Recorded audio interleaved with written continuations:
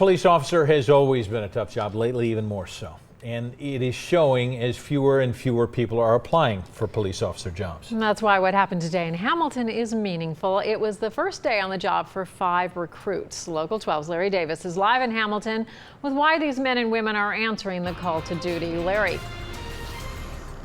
Well, Paula, with the recent officer-involved shootings across the country, police officers admit that this is a pretty tough time for law enforcement, as you mentioned. And today, some new recruits reported to work for the first time, and they say they have absolutely no reservations about taking their oath. Day one of what these Hamilton police recruits hope will be a long career in law enforcement.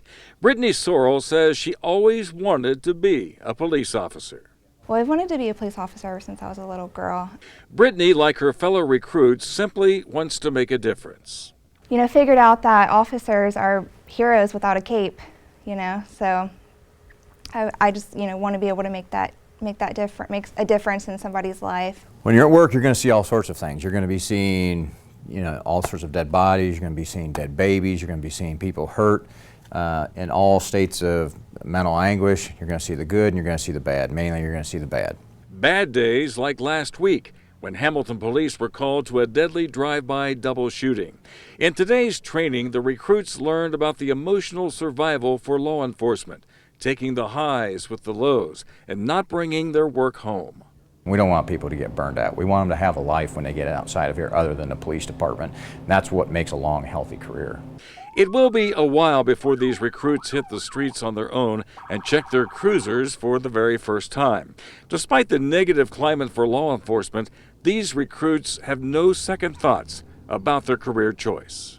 You always keep it in the back of your mind, but I think those are minor, not minor, but it's one of those things where if you fall back to your training and everyone else has your back, I'm not exactly too terribly worried about it.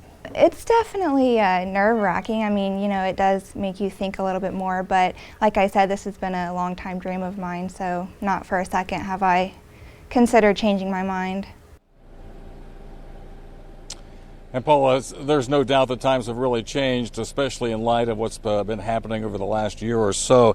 Sergeant Robinson says that when he took the police exam 21 years ago, there were more than 400 people taking it.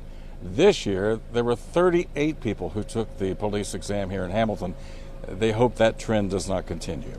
Live in Hamilton, Larry Davis, Local 12 News. Paula, back to you. Wow, that's a pretty shocking number there, Larry. Don't you think, though, at the same time, there are also more stories like this and a lot of people also stopping to thank officers more than ever before as well?